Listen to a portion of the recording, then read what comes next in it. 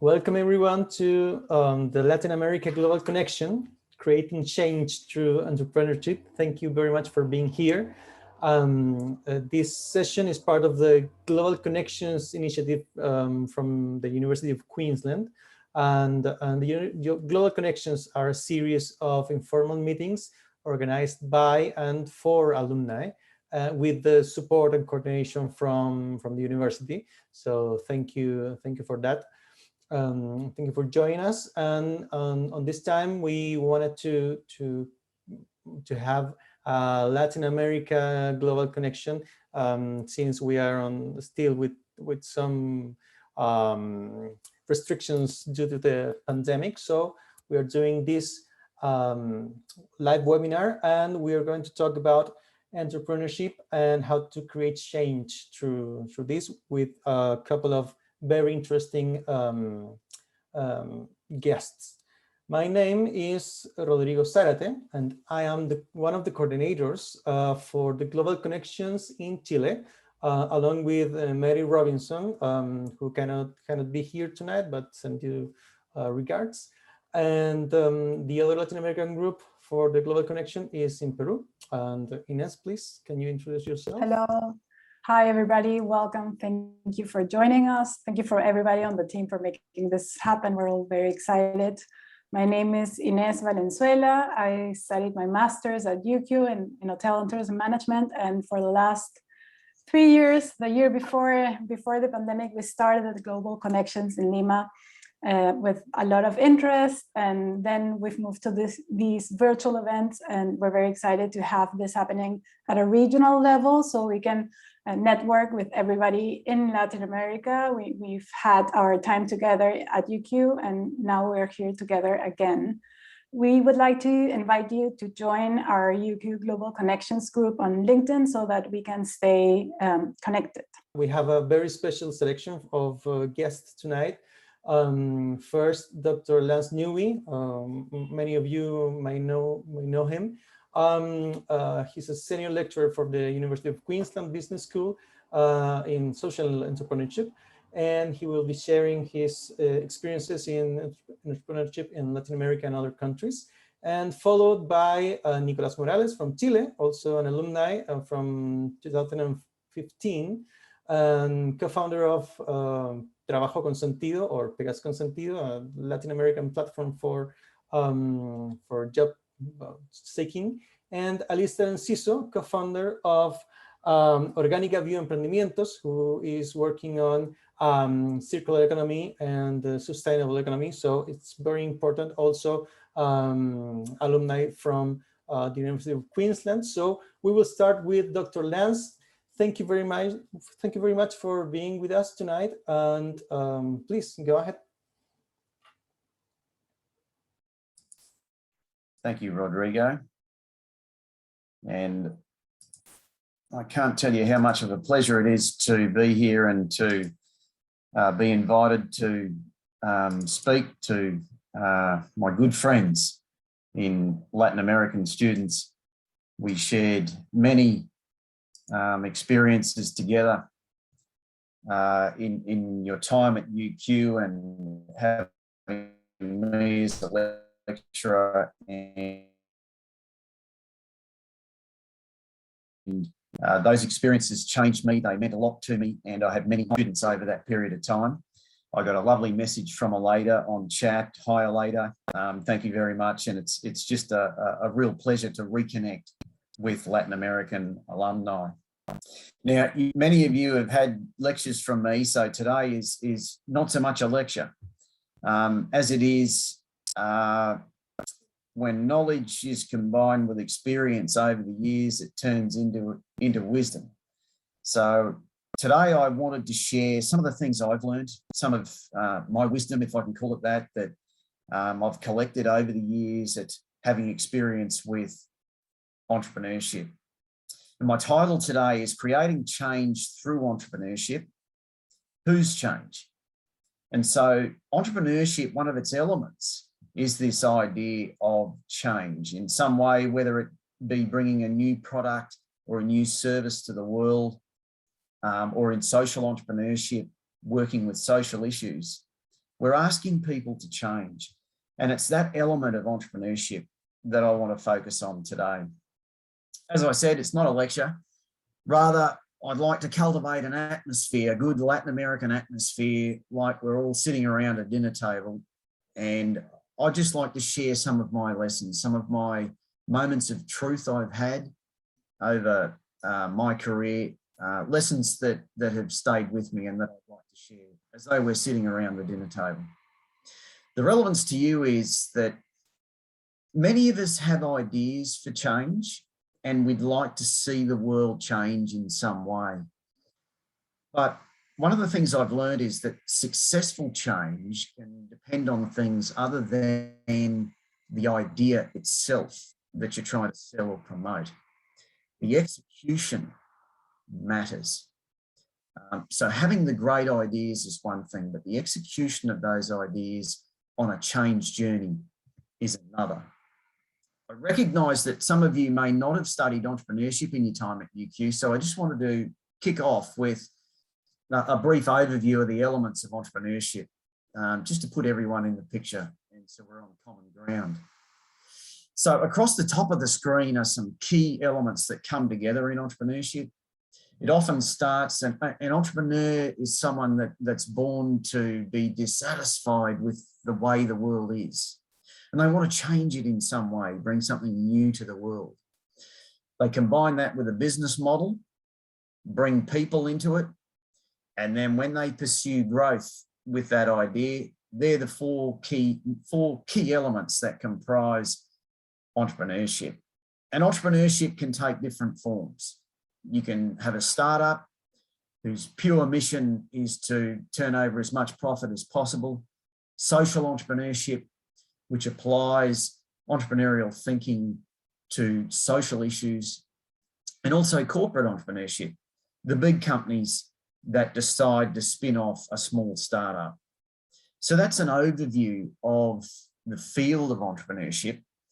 And myself as an academic, it has been my career to really want to do cutting edge research, cutting edge ideas, and then convert those ideas from the academic world into various products for different markets. So I've participated now in hundreds of social entrepreneurship projects. I developed my own program many years ago, Entrepreneurship for Community Wellbeing, and we rolled that out through a number of Latin American countries, including Colombia, Chile, Peru, Mexico, and Ecuador. And more recently, I've developed a program known as Wellbeing Leadership, and it is rolled out through community leadership as well as through high schools at the moment, and not to mention UQ. So the traditional view of entrepreneurship and change is a bit like the hero entrepreneur who has a new product, a new vision, a new service. And that hero entrepreneur, when they play the right tune, people will just follow and buy into their vision. And that's really somewhat of the classic idea of entrepreneurship and change and of entrepreneurs themselves. And I want to share now just some experiences I've had which go beyond that model and show its limitations. The first experience and that I want to share and from which it was a telling moment in my career was when we did a project with an Aboriginal community in the north of Queensland here in Australia. That community is known as Djara, population of about 200 Aboriginal folk. And the issue that we were addressing was that Djara's water supply is bore water, B-O-R-E, bore water. And that is water that's from underground.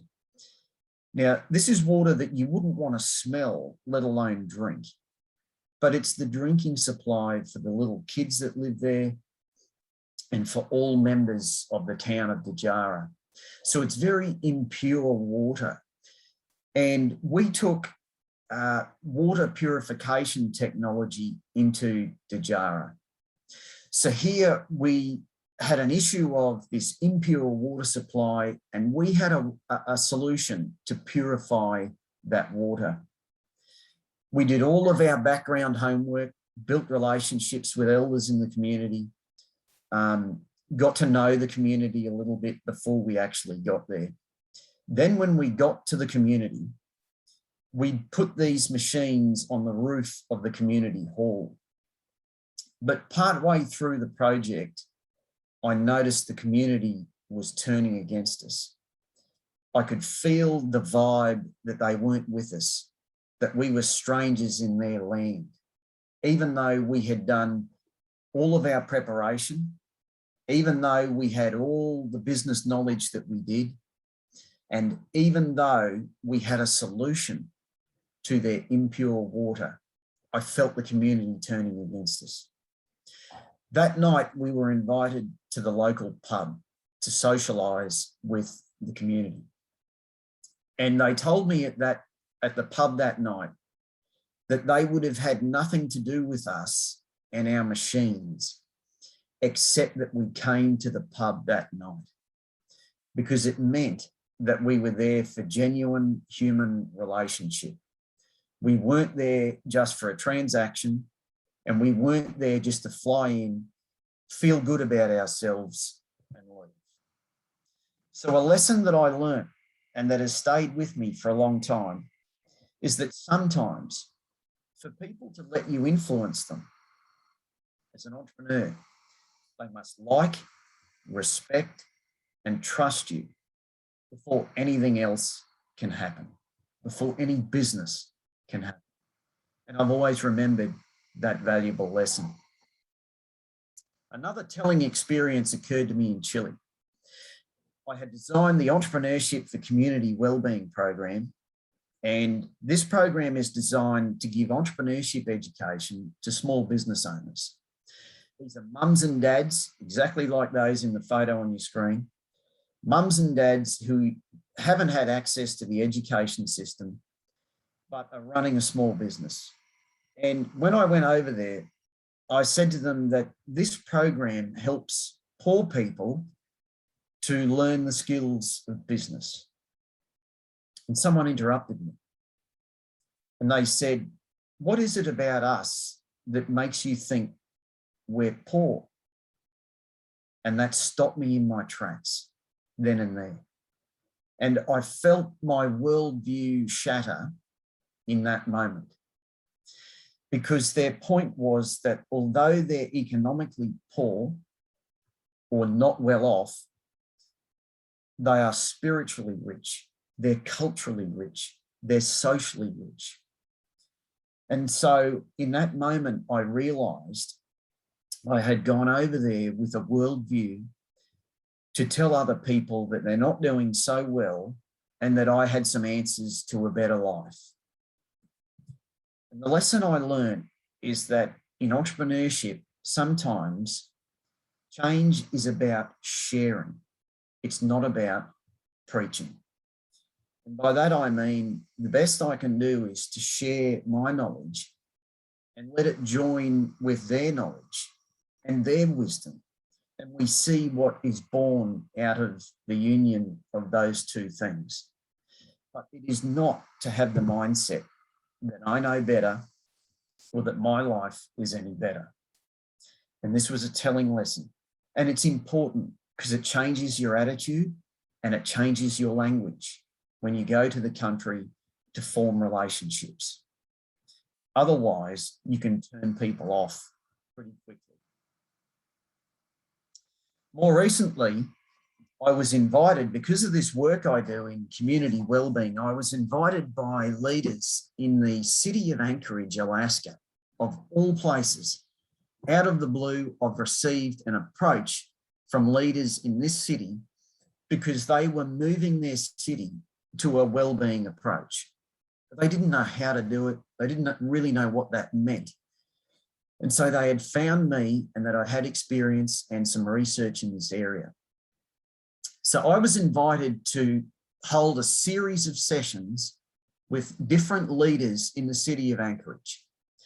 And in those sessions, I was outlining the community wellbeing model that we have been working with through research.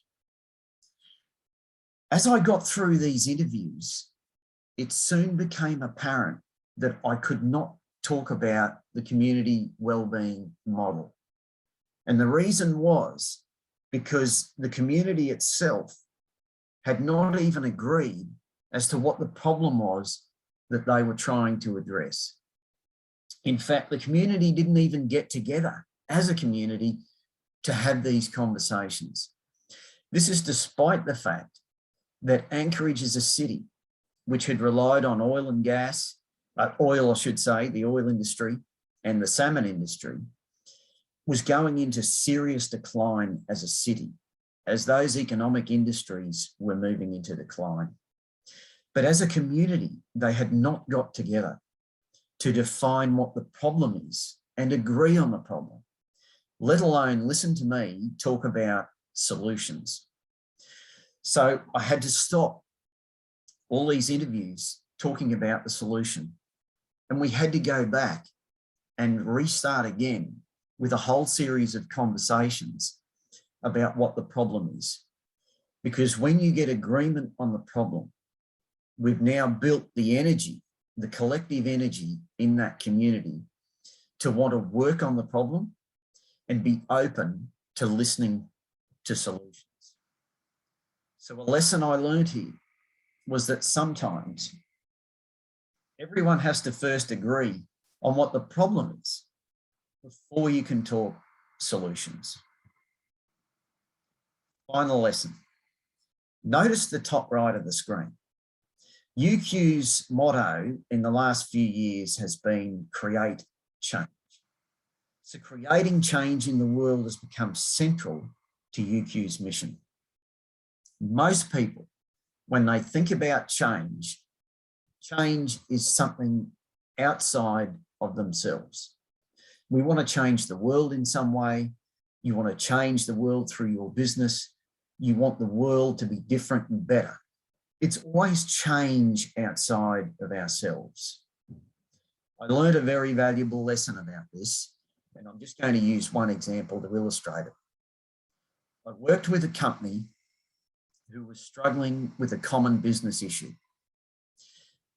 Most of the executives in the organisation were working in the business and not enough on the business. So they were working day to day, getting the job done, but they weren't spending any time on the bigger picture, longer term strategy. They held a strategy retreat meeting. And in that meeting, they vowed that as an organisation and as an executive, that they would, in the next 12 months, work more on the business and less in the business. 12 months later, nothing had changed. The organisation was still working entirely in the business and very little on the business. I was brought in to investigate what might be going on. And one of the things we did was to run a diagnostic on the leadership styles of the members of the senior executive team. And something very telling was revealed. And that is that all of the leaders confessed that they had a heavy, controlling leadership style. What that means is that they're micromanagers. They don't trust you to do a quality job. They only trust themselves to do a quality job.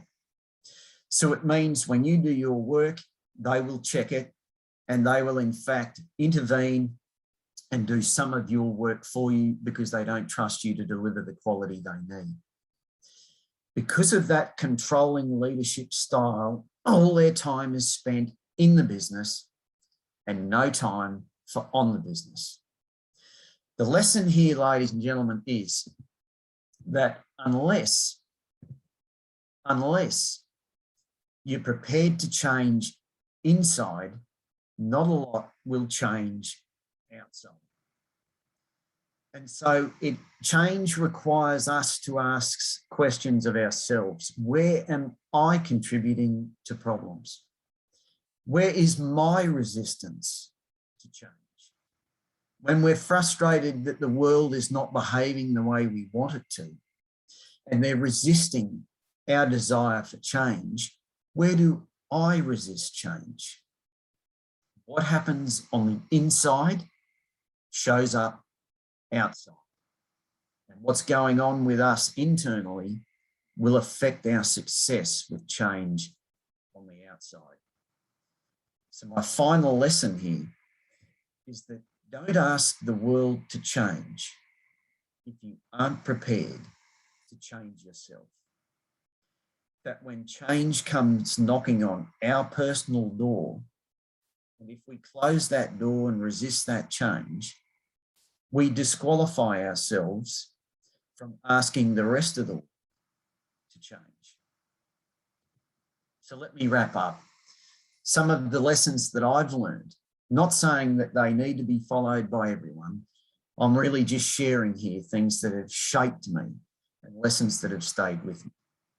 So first, sometimes for people to let you influence them as an entrepreneur, they must like, respect, and trust you before anything else can happen, and regardless of how good your product or your service is. Sometimes change is about sharing, not preaching.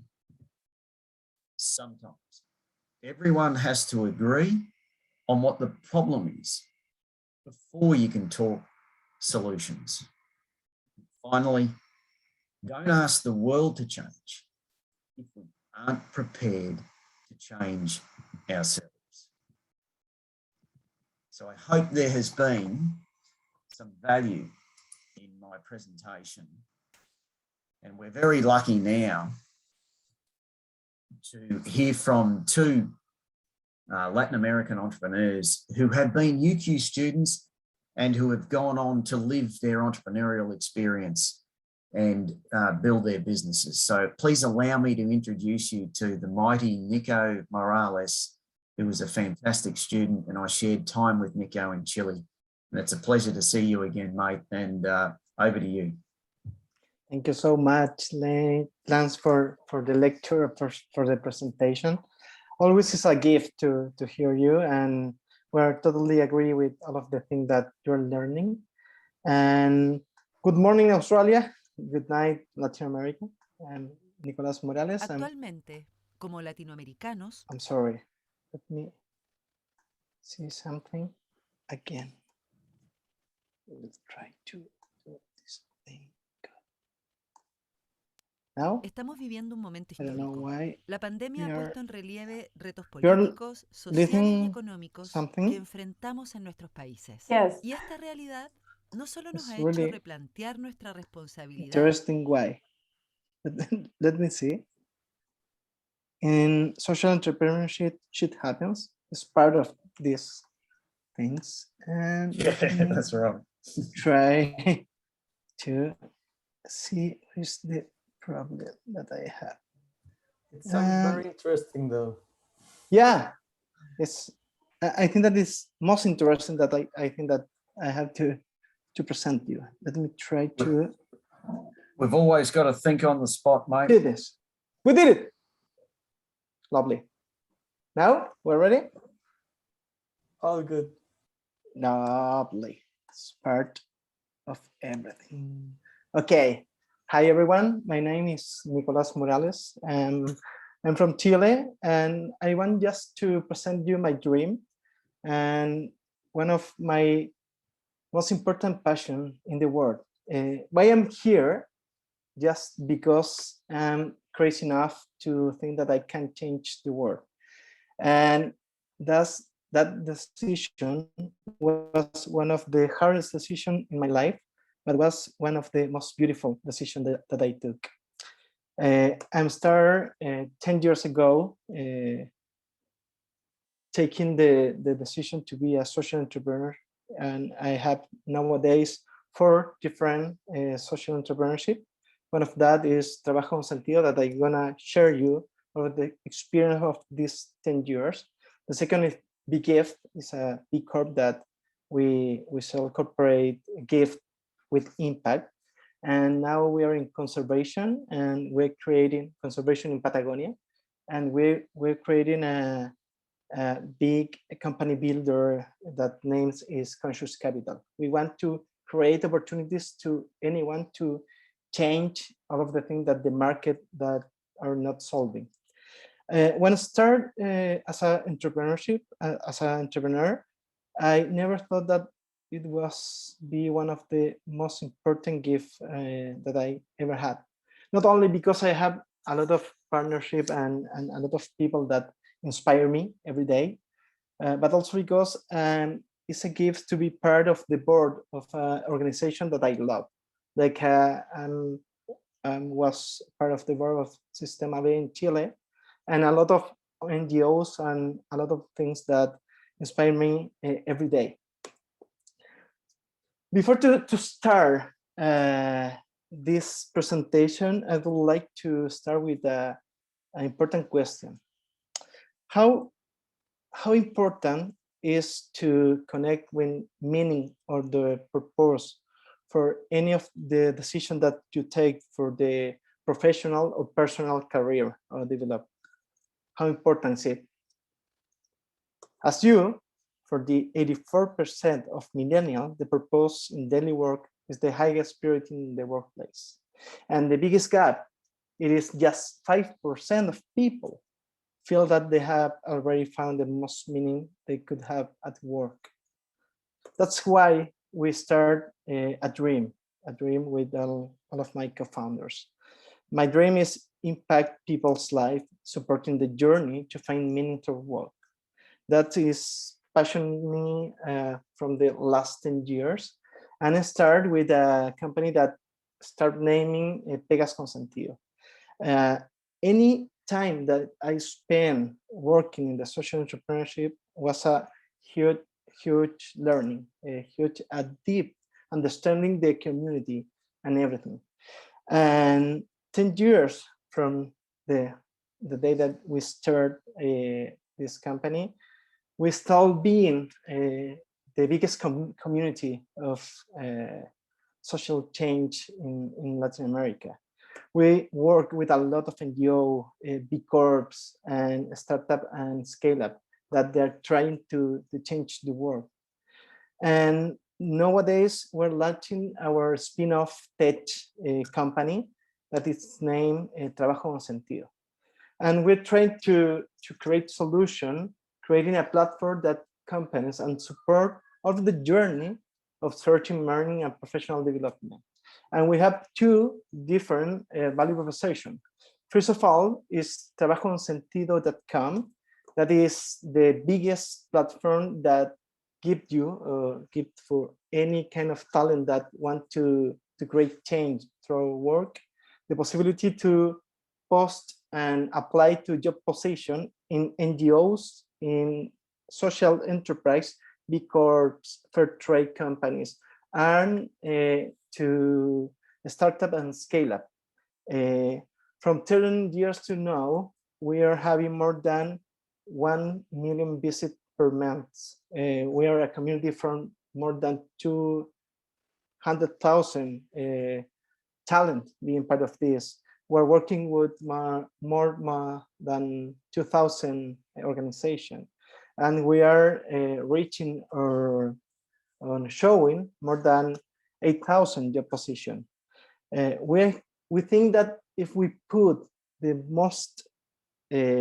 match talent that is trying to create impact in any organization that is focused on change, we can change the world and we can develop the best of these people.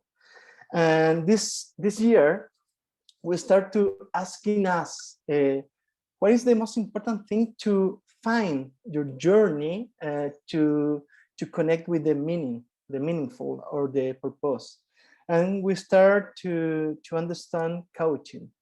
And we are launching next month the first platform in Latin America that connect people that want to accelerate all of the potential that you have with coaches. And we're launching the journey and welcome everyone to the journey. The journey is a platform that first of all, try to understand what is your profile and your gaps to reach and get your best profile that you can be. And on the other side, we can understand where is the value proposition of a lot of coaches that are part of a community. We are like a jurization of coaching, and this is why we're founding this, because we want to democratize all of the opportunity that people like us, like we're trying to do the best professional, the best person, the best friend, and the best citizen that we can be, with the helpful of the third view, like a coach, to help us. And nowadays we just started in Chile, and we have a lot of important information to give with you guys. And the next month, I'm thinking that we will launch in Latin America this dream. All of the things that I do is just put all of my abilities, my passion, my social network in the way that how we can create change. I'm really passionate about the challenge that we can change the thing that we're doing. And I'm pretty sure that if we connect with the meaning of our work, and we can connect with our purpose, we will make change that we love, and we will have the opportunity to be part of the solution and not part of the problem. Let me now present you one of the most important social entrepreneurship in Latin America, Alister from Paraguay, that he will share you all of the experience of this social entrepreneurship. Thanks, Nico. Hi, everyone. Hope you're doing well today. And well, really good to see what you've done in Chile through your entrepreneurial journey. So congrats on that. And hi, everyone again. My name is Alister Enciso. I am from Paraguay, and I'm with you today to share my entrepreneurial journey with a small social company we founded after coming back from Australia, which is called Orgánica Bioemprendimientos.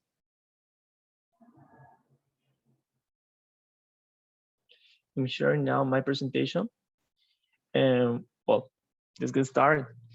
So our purpose with Orgánica Bioemprendimientos, that co-founded with my partner Celeste Mordigo, who is also a UQ alumni, is to create change in Paraguay through compost. As our background is based on environmental and engineering field work, I'd like to share first of all who we are.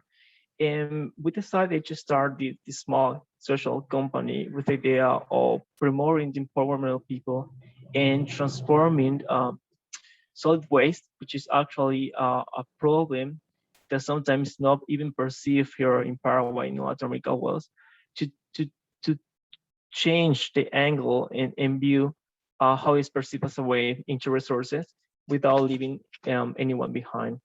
And with that idea in mind, what we basically do is we try to address the issue of linear management approach to solid waste and to turn it into a more circular approach with the idea of regenerating the soils and to turn solid waste into resources that can be taken advantage of to regenerate the soils, our environments, and being used even to produce more organic and healthy food, and through it more positive and sustainable economic.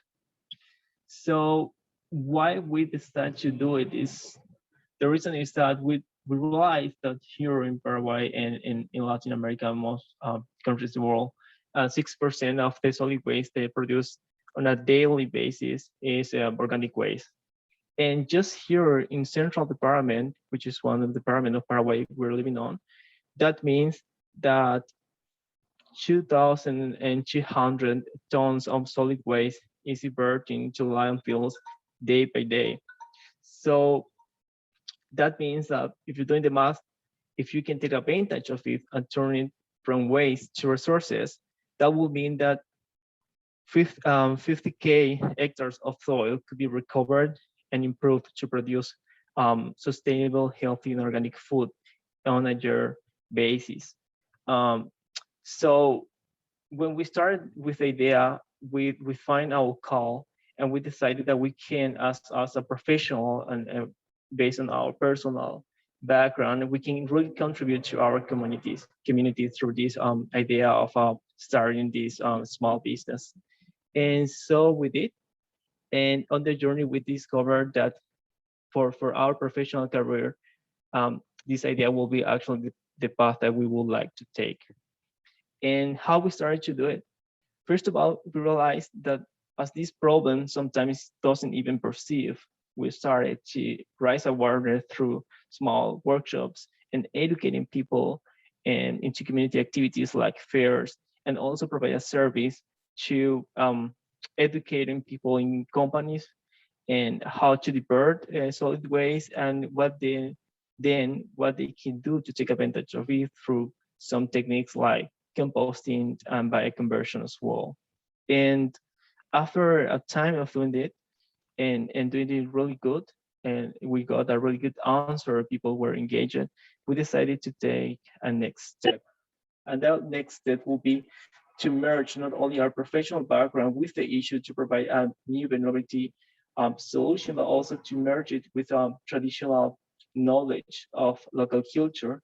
And that was the way how we get involved and engage with local artisans to design and produce the first local made, clay-made and wooden-made composter, in order to be sold as an alternative for household, so that people in this home in their home can address by themselves the issue of organic waste by practicing the composting activity. I'd say. And that's how we started what we call at that time, we through the empowering people and dedicating activities, and then by doing this, the act of designing and working together with local artisans, we create a momentum that we like to call a composter fever here in Paraguay, which brings with two positive results. First of all, we really got to raise awareness about solid waste.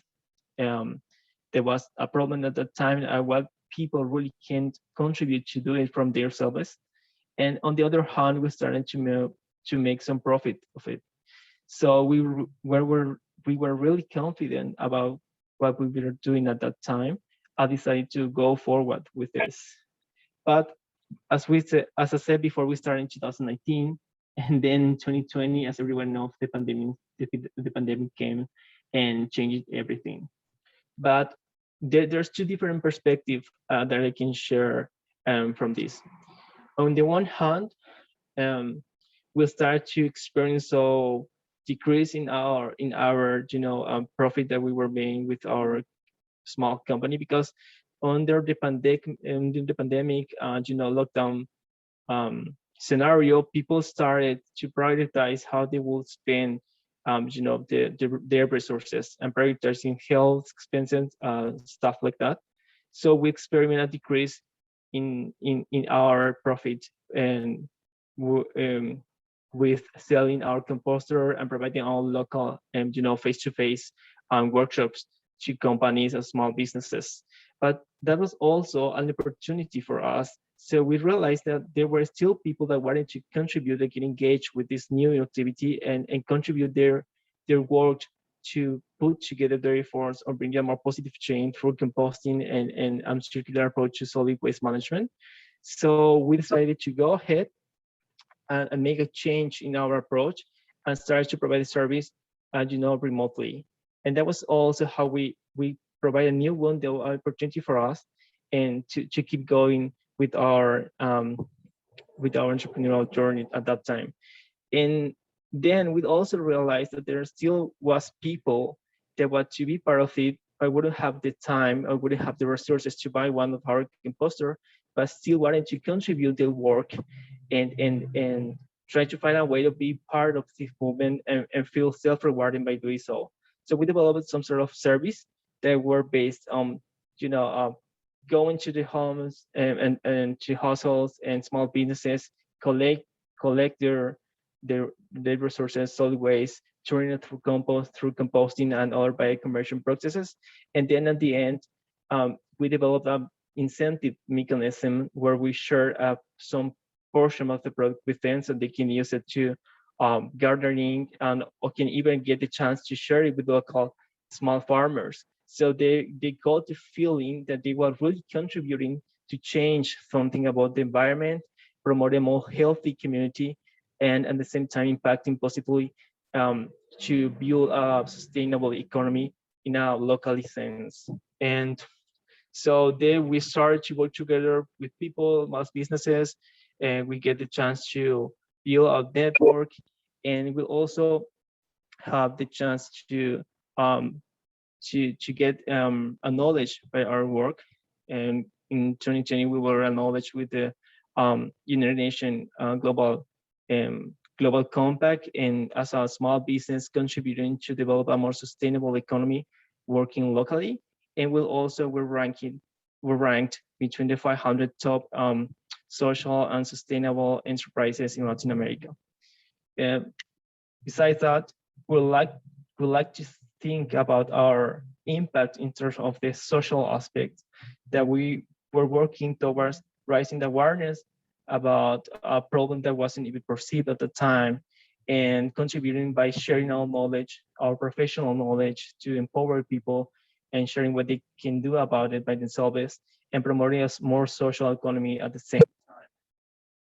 Environmental impacts, we contribute to GHG reduction and promote soil regeneration by reconverting solid waste into rich resources and soil amendment.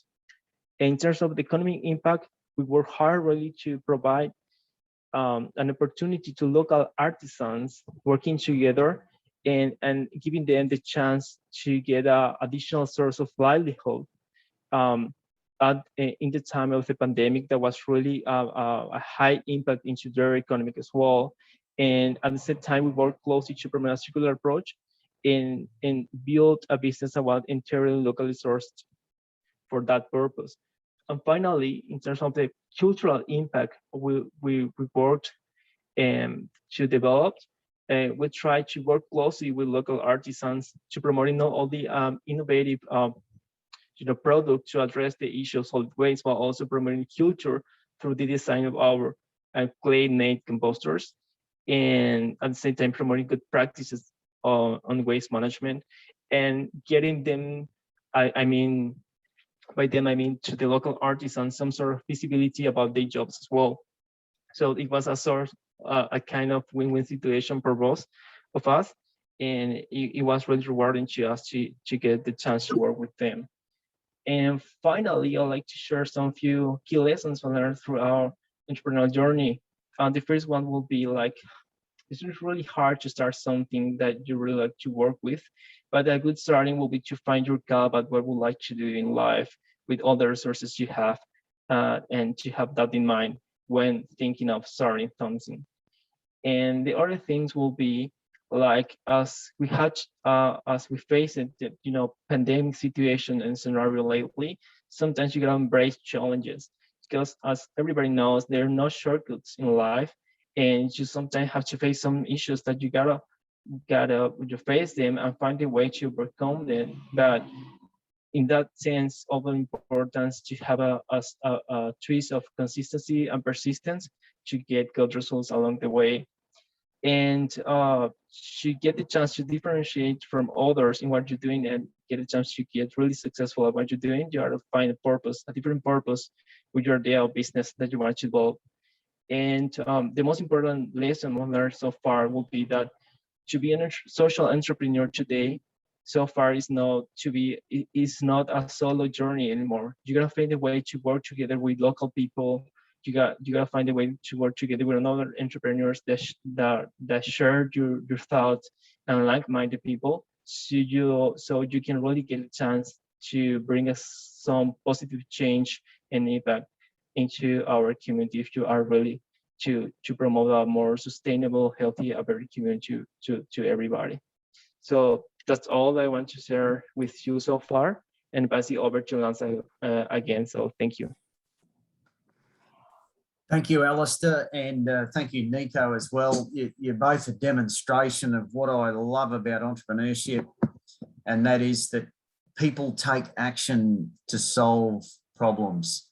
Fabulous, gentlemen. We've got time for a couple of questions that have come through on chat, guys. So Lena would first like to congratulate you both on your presentations and your entrepreneurship.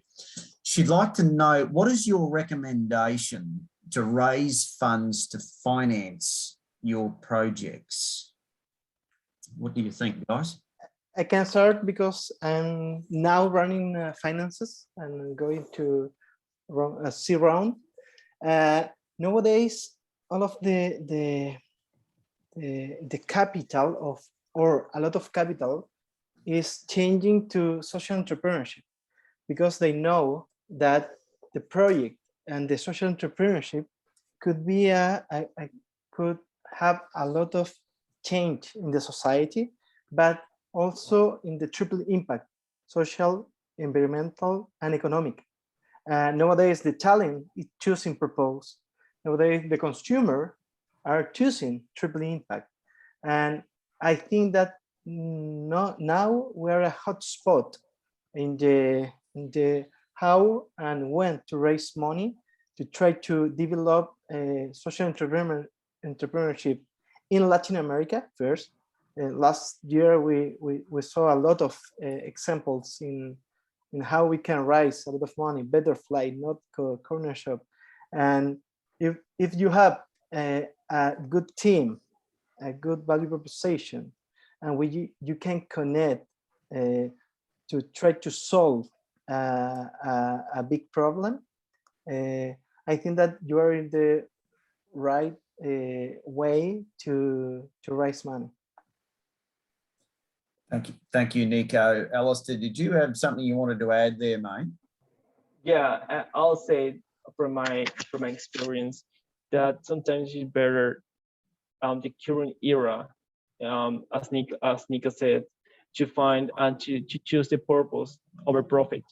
If you can choose the purpose over profit, so you can get a chance to get along with like-minded people, to build a really strong team, and based on that, you can share what your idea is and show more clearly the impact you like to achieve.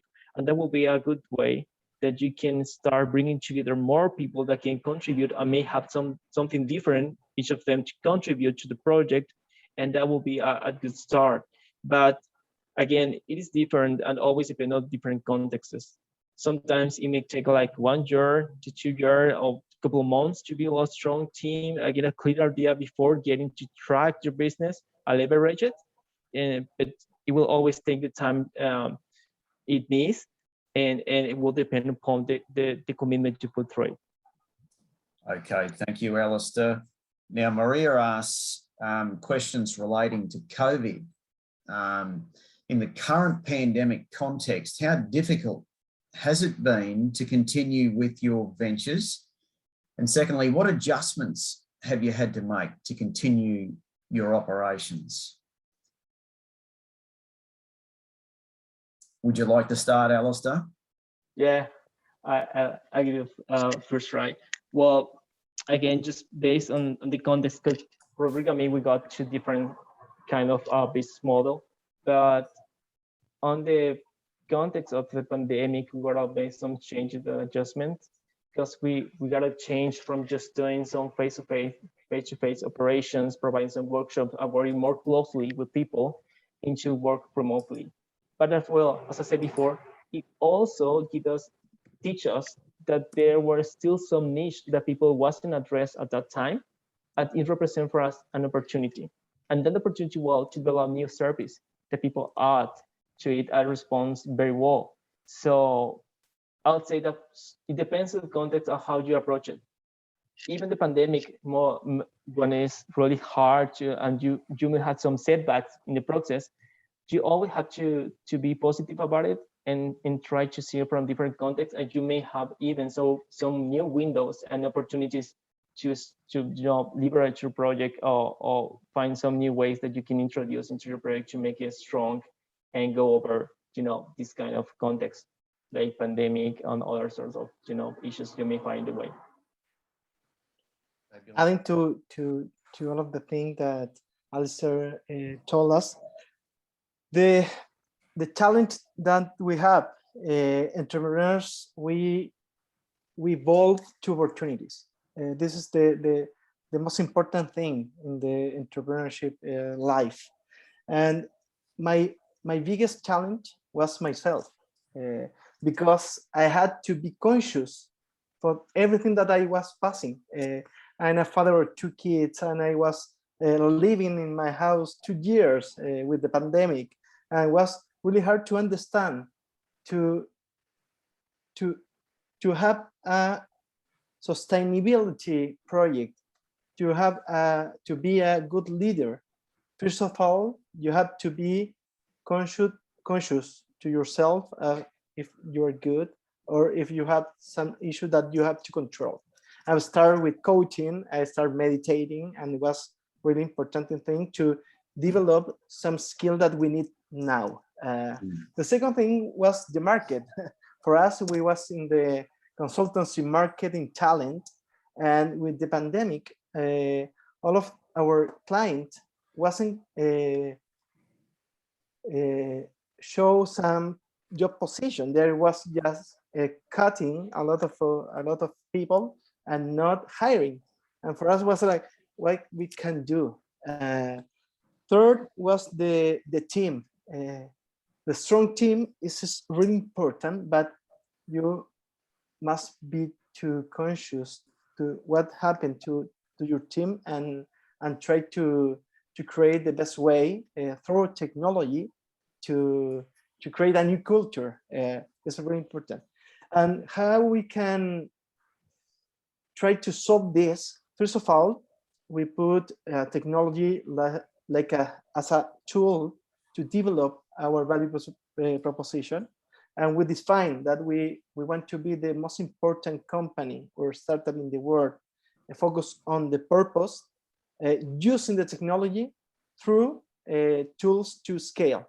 And it was a huge opportunity, and we started with our technological spin-off, and we started raising money, and now we are a Latin America platform, and we are dreaming bigger than before pandemic.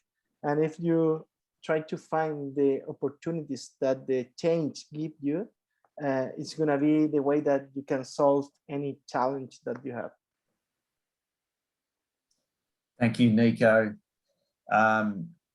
Now, we did have one more question from from Winston, but unfortunately time has defeated us, Winston. My apologies for that.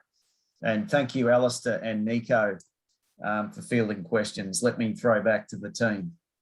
This QR code is for the Global Connection Group, so you can visit there,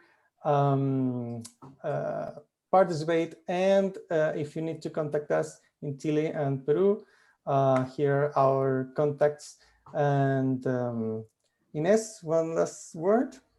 Yes, thank you very much for joining us tonight, and thank you to our presenters. It's been very interesting listening to you, and I hope to keep having these events with our Latin America community. I think it has been a great idea to join efforts and make a bigger network out of this platform. Thank you very much. Thank you, Lucy, as well, for arranging Thanks this. to everyone. Bye. Thank you, Lance, Nicolas, and Alister. So let's see each other in person. Bye.